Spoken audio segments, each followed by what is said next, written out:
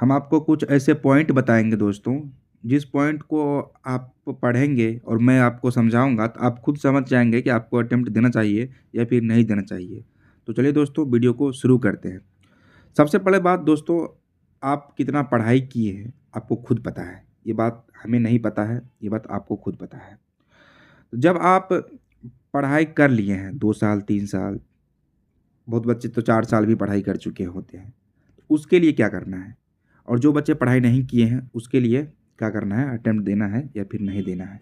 दोनों के ऊपर मैं बात करूँगा इस वीडियो में।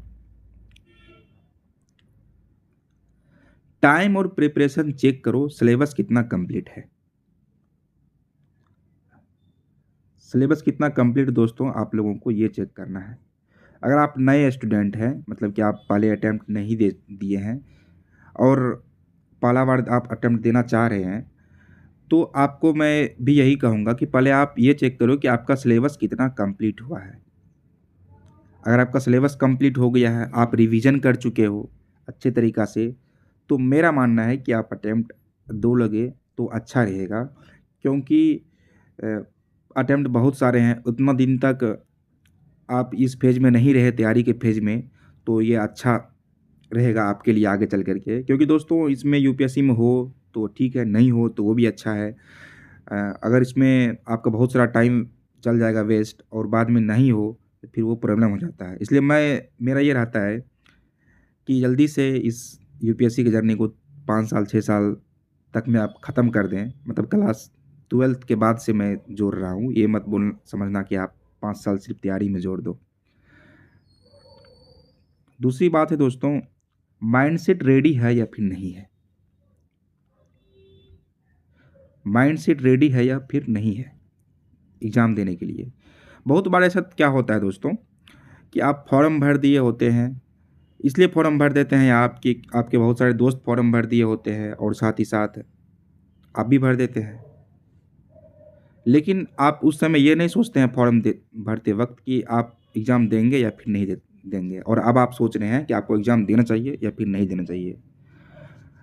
तो एक बार सोच लीजिए उस समय अगर आप नहीं सोचे थे, और जो पॉइंट पे मैं आज आपको आपसे तो मैं आज बात कर ही रहा हूँ, अगर ये सब पॉइंट आपका क्लियर है, तो आप एग्ज़ाम दीजिएगा, अगर आपका नहीं क्लियर है तो नहीं दीजिएगा। दूसरा है फैमिली सपोर्ट, सिस्टम रेडी है या फिर नहीं है? ये मैं इसलिए बताया दोस्तों क्योंकि आप सिलेबस कंप्लीट कर लेंगे, सब चीज़ कंप्लीट कर लेंगे। मान लीजिए आप इस बार अटेम्प्ट नहीं दें और अगले बार आपका फैमिली ये बोलता है कि अब मैं आपको नहीं पढ़ा सकता, आप घर चले आओ। इसलिए मैं ये चीज़ें लिखा हूँ कि अगर आपकी फैमिली सपोर्टिव हैं कि आप बाहर में रहो, 2 साल और पढ़ाई कर लो, तो फिर आप रुके, आराम से भी दे सकते हैं। अगर नहीं है वैसा सिचुएशन, तो आप अटेम्प्ट दे करके जल्दी से इस यूपीएससी की जर्नी से बाहर निकल जाएँ, तो ये भी अच्छा माना जाता है दोस्तों। क्योंकि दोस्तों आपको पता है कि यूपीएससी की तैयारी करने में खर्च भी ठीक-ठाक हो जाते हैं स्टूडेंट के। उसके बाद जो दोस्तों मैं लिखा हूँ, ये आप पढ़ सकते हैं। अपनी करंट स्किल और नॉलेज लेवल चेक करो। आपने जो तैयारी किया है, तो आप कुछ टेस्ट लगाओ उस तैयारी के आधार पे। अगर आपको लग रहा है कि आपका निकल जाएगा या फिर आप अच्छा खासा परफॉर्मेंस कर पाएँगे इस एग्ज़ाम में, तो फिर आप दे लो। इसलिए मैं ये लिखा हूँ, अपनी करंट स्किल और नॉलेज चेक करो। ये कैसे चेक होगा? तो ये टेस्ट लगा करके है। आप टेस्ट लगा करके इस नॉलेज को चेक करो। आपको खुद पता चल जाएगा आपको देना चाहिए या फिर नहीं देना चाहिए।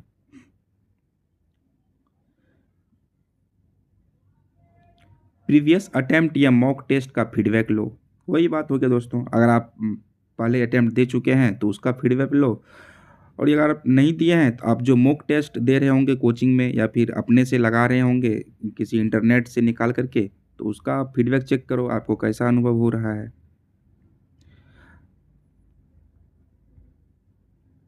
बैकअप प्लान रेडी रखो अगर अटेम्प्ट फेल हो गए। दोस्तों अगर आप अटेम्प्ट दिए और आपका नहीं निकला, तो उसके बाद क्या करना है वो भी आप अभी ही रेडी कर लो। मेरा मानना है कि अगर अभी आपको पता रहेगा कि अटेम्प्ट देने के बाद अगर मेरा नहीं निकलेगा तो मैं क्या करूँगा, तो अगर आप फेल हो जाते हैं तो उसके बाद आपको बहुत ज़्यादा दिक्कत नहीं होगा, परेशानी नहीं होगा मेंटली रूप से। नहीं तो बहुत सारे छात्र ऐसे होते हैं, अगर वो अच्छे से तैयारी किए होते हैं, उनका नहीं निकला होता है, तो फिर वो परेशान हो जाते हैं। एक तो ये होता है कि अगर आप अच्छे से एग्ज़ाम दें और निकल गया तो आप मेंस देंगे, अगर नहीं निकला तो आप मेंटली रूप से परेशान हो जाते हैं, दिमागी रूप से। इसलिए इसका लिए आप अभी से ही तैयार रहें। हेल्थ और एनर्जी लेवल मेंटेनेंस है, बर्न उठाना हो। दोस्तों, हेल्थ का इशू बहुत बड़ा इशू होता है इस तैयारी में, इसलिए मैं इसको भी ऐड किया हूँ। क्योंकि दोस्तों अगर आप घर से बाहर रहते हैं तो अच्छा खाना नहीं मिल पाता है, आप कितना भी पे करें, उतना अच्छा तो नहीं मिल पाता है। और ये भी देखिए आप अपने आप से कि आप इस जर्नी में टिके रहना पाते हैं कि नहीं टिके रहना पाते हैं। आपका बॉडी काम अब साथ दे रहा है कि नहीं दे रहा है, एग्ज़ाम का तैयारी करने के लिए, या फिर दूसरा कुछ और कर लेना चाहिए आप। तो इसलिए मैं ये चीज़ें लिखा हूँ। आप इन सभी पॉइंट पे अपना भी विचार रख सकते हैं, अपने आप भी सोच सकते हैं। ऐसा नहीं कि जो मैं बता रहा हूँ उस वैसा ही आपको सोचना है। आप अपना भी इसमें सोच रखेंगे। मोटिवेशन क्लियर है या बस ट्रेंड फॉलो कर रहे हो? मतलब एक मोटिवेशन रखो दोस्तों इस एग्ज़ाम के लिए, कि या फिर जो आपके दोस्त दे रहे हैं तो आप भी दे ले रहे हो, ऐसा है। तो इन सब बातों को आप अपने आप में सोच लो, क्योंकि मैं ये मान रहा हूँ कि बहुत सारे छात्र ऐसे ही होते हैं कि उसके दोस्त दे रहे हैं तो वो भी दे देते हैं, या फिर ये भी होता है कि अगर उनका सिलेबस ख़त्म हो गया तो फिर दे दिए।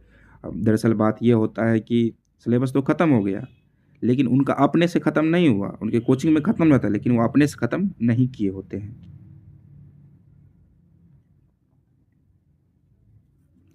ये दोस्तों हमें लगता है कि सबसे इम्पोर्टेंट है ये वाली, रिस्क वर्सेस रिवार्ड इवेलुएट करो, एज और टाइम का फ़ायदा समझो। दोस्तों अगर आपके पास एज है, बहुत सारे बचे हुए हैं, यानी कि अगर आपके सारे अटेम्प्ट बचे हुए हैं तो फिर आप दे लो, क्योंकि उतने अटेम्प्ट बचा करके कुछ होने वाला है नहीं। और मेरा मानना है कि आप जितना जल्दी अटेम्प्ट ख़त्म कर लोगे उतना जल्दी इस जर्नी से बाहर निकल जाओगे और दूसरा काम पकड़ लोगे। तो इसलिए मैंने ये बात लिखा है। कंसिस्टेंसी का क्या, डेडिकेशन मेंटेनेंस कर पाओगे? मतलब अगर आप इस साल एग्ज़ाम दोगे तो क्या आप कंसिस्टेंसी के साथ पढ़ाई कर पाओगे या फिर नहीं कर पाओगे? अगर पढ़ाई कर पाते हो तो दे दो, नहीं कर पाते हो तो मत दो। स्ट्रेस और प्रेशर हैंडल करने की कैपेसिटी रखो। ये दोस्तों अगर आप पास करते हैं तो उसमें उसमें देखो दोस्तों, अगर आप इसको पास कर लेते हैं तो उसके बाद भी आपको स्ट्रेस आएगा मेंस एग्ज़ाम का। नहीं पास करते हैं तो उसके बाद भी आपको स्ट्रेस आएगा फेलियर का। इसलिए आप इन दोनों को हैंडल करने की कैपेसिटी रखो। इसलिए मैं ये बात को ऐड किया हूँ। कंपटीशन का लेवल समझो, टफ है पर पॉसिबल है। लॉन्ग टर्म विजन सोचो, यूपीएससी अटेम्प्ट तुम्हारा करियर प्लान फिट है या फिर नहीं है।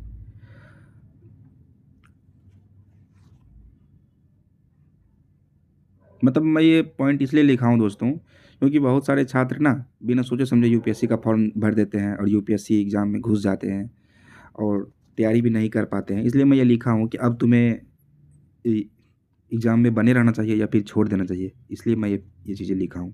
आप लोग चाहें तो इसको नोट करके रख लें, आप लोग इसके बारे में सोचें।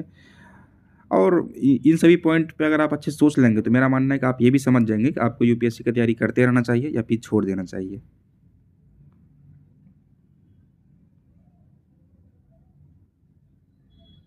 ये मैं क्या लिखता हूँ दोस्तों, डिसीजन एक कॉन्फिडेंस के साथ लो। मतलब कि आप अगर आप एक बार सोच लो कि अटेम्प्ट दे दूं तो मतलब देना है, फिर पढ़ाई करो। इन्हें कि आप ऐसा नहीं कि फिर आपको डेली डेली यही सोचते रहना है कि अटेम्प्ट दूं कि नहीं दूं, दूं कि नहीं दूं। इसलिए दोस्तों आपको क्या करना है, एक दिन सोच लिए देना है तो उसके बाद तैयारी शुरू कर दो, नहीं देना है तो उसके बाद छोड़ दो, दूसरे किसी काम में लग जाओ या फिर अगले साल की तैयारी के लिए लग जाओ।